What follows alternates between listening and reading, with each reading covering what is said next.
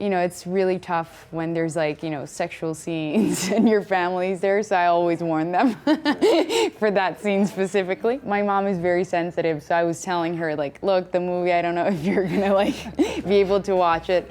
She was like covering her eyes once in a while, but she really enjoyed it.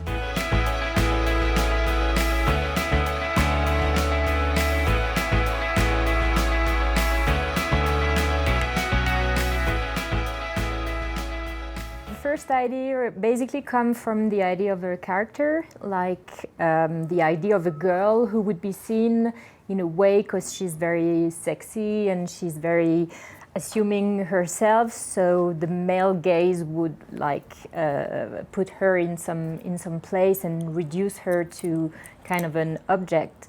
And the first idea was really to make a revenge movie more than a rape and revenge. And the idea of the transformation of the character, I was thinking, okay, what's the worst that could happen to the girl to make her escape this image she's put into? And for me, the rape came as the worst thing, but which would be symbolic of every violence that can be made to women. The rape scene was, for me, the most psychological, difficult scene to shoot. You know, even like the scenes that you think wouldn't be too difficult to shoot were difficult. And, we were shooting at night and it was freezing, I was wet and full of blood that was like super sticky, so I couldn't sit down the whole day. I always felt like I could trust Coralie and, tell her if I was uncomfortable and just, have like a female power.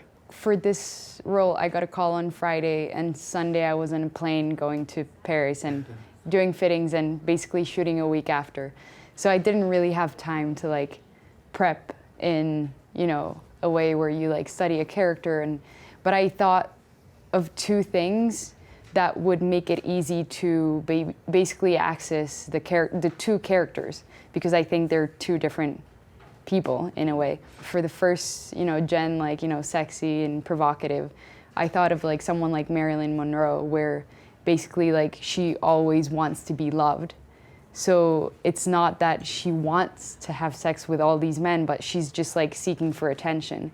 And then for the second part, it was more about a physical work. So trying to like change her movements and like trying to like make her feel and taste and hear like what a panther would feel. For me, it was very important from the writing to find what was going to be the visual and sound look of the film. From the moment I wrote, I thought about what I wanted to do with this desert and with this story, and from the very beginning I wanted to take it out of everyday life reality and go very far in the visual style and also use the desert as a real character. This movie is really, aiming for a very sensorial and very sensitive experience. So I think the collective experience, the theater, brings something else, and all the reactions I've